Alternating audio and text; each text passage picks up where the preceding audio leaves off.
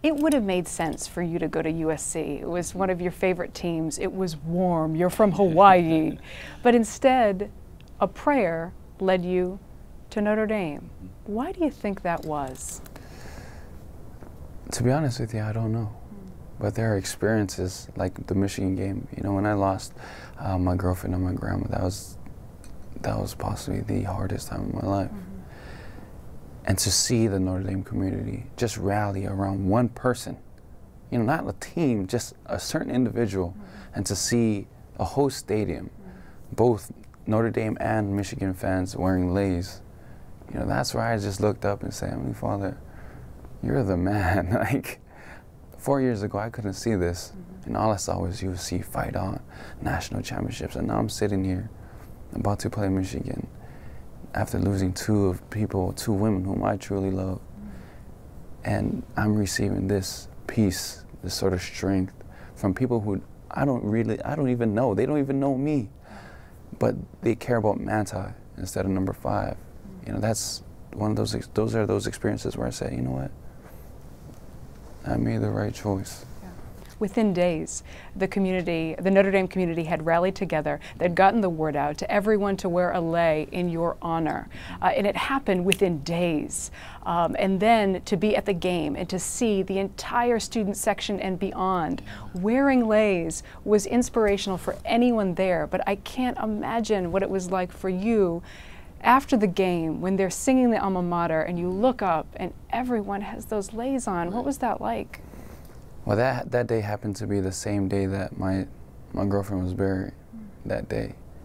And to see that and to know what I was going through, what I was feeling, you know, that feeling of loss, of feeling empty, they put color in my life.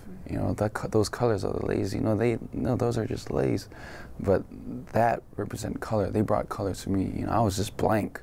I was just a blank person, to be honest with you. I was just a toy just moving around, but they brought meaning back into my life and purpose to it. Like, hey, this is more about, this is more than just you. You know, this is about those people that's in those stadiums, those people, the other millions that are watching you play. You know, that's about them. You have an impact on them, so you can do it. You have mentioned that your girlfriend stressed humility, and that was really important for her and to talk to you about. Tell me a little bit about that. Yeah, my girlfriend is a God-fearing woman. She put Heavenly Father first. And if there's anything that I learned from her, is that she loved Heavenly Father more than anything. And I was just very blessed to be part of that and to share that with her, to sleep on the phone with her every night and to hear her say through all the pain of chemo, just say, babe, can we say a prayer? Wake up, babe, can we say a morning prayer? And everything was just faith-driven.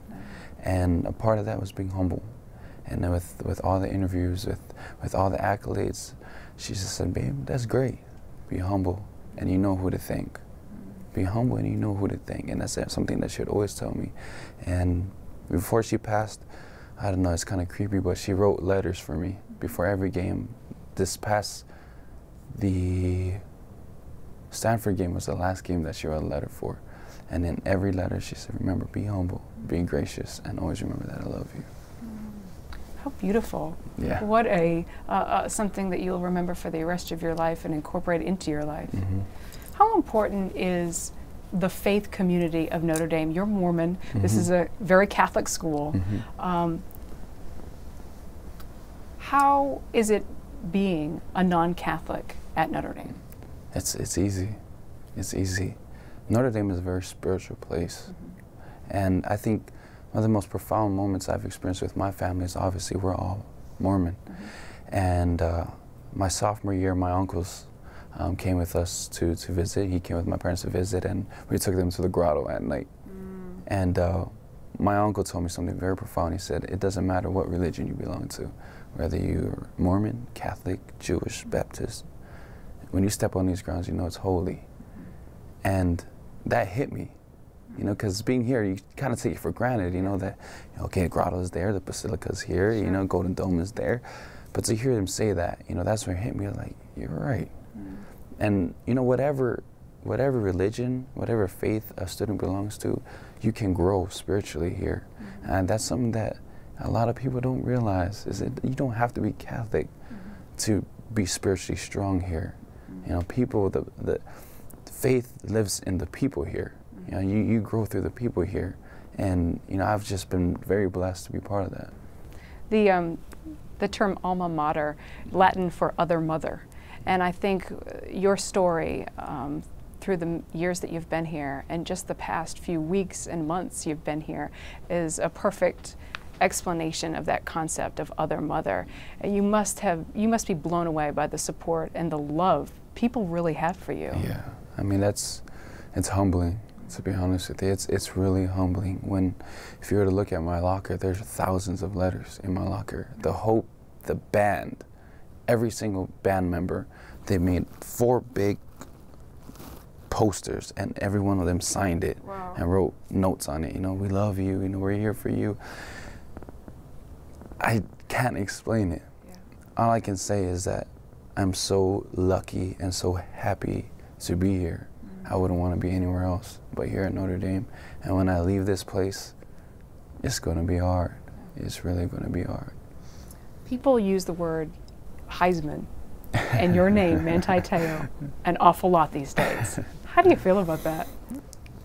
I'm shocked, to be honest with you. You know, it's really, I don't know.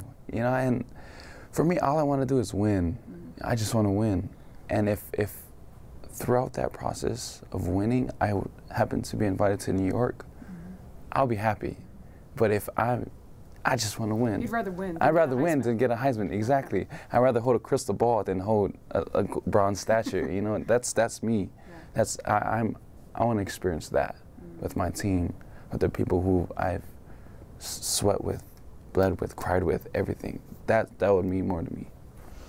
When you think about your future and you think about your future plans, what do they include? Giving back. That's me. NFL, that's my goal.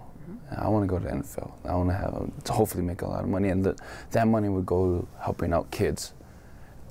I volunteered at a Boys and Girls Club my sophomore year, and there's a girl who was doing somersaults and just doing cartwheels, and little girl, she was about 8 years old, and I was like, hey, you should go into gymnastics.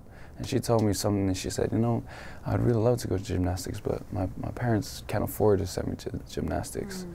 And that's where, you know, I realized that, you know, money should never be the reason why a child can't live a dream.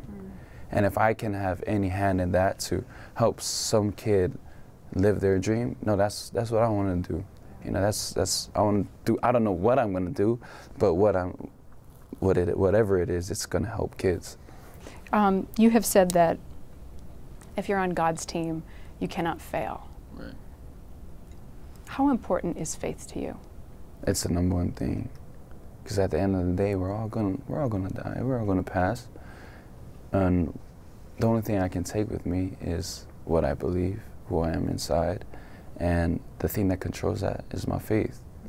You know, what am I gonna do? You know, I can't take a Cadillac, I can't take a mansion, I can't take a Rolex, you know, but I can take my heart, my soul, and what's that gonna look like? And that's determined on my faith. You have become an extraordinary leader of this football team. How do you define leadership, good leadership? The best leaders are the best servants. When a teammate knows that his leader will do anything for him, it uplifts that person. And then you have somebody else and it uplifts him. And sooner or later you have 10, 20, 30, 40, 50 people that you're uplifting because you're serving them. When I tell somebody something, they know that I'll go the extra mile for them. They know that I'll do exactly what I'm telling them to do and more. And when they know that I'll do that for them, it creates something that I can't really explain, that they'll do anything for you in return. And so I think the best leaders, the best quality of a leader is one who serves. What's been your favorite class? I'd have to say my graphic design classes. You know, I'm a graphic design major, and to be honest with you, it's not my easiest class. And usually the easy ones the hard ones are usually your favorite ones, you know, because you're learning, it's challenging you. And I have professors that really challenging me. You know, Professor Sedlak, he's the head of the design department. He really challenges me, and he challenges me in a way that he gives me confidence for me to know that I can do it, but yet he kind of like baits me a little to make sure that I'm always trying to get better.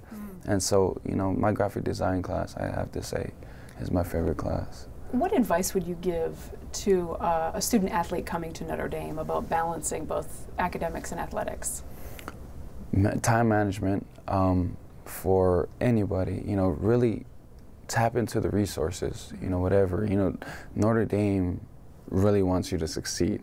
You know, Notre Dame is not a place where you just get in and then you're on your own. Right. You know, you really try to tap in and make sure that you're trying to reach out, and if you ever have a question, there's somebody with an answer here. Right. And so just the question is, are you willing to go and look for it? Final question.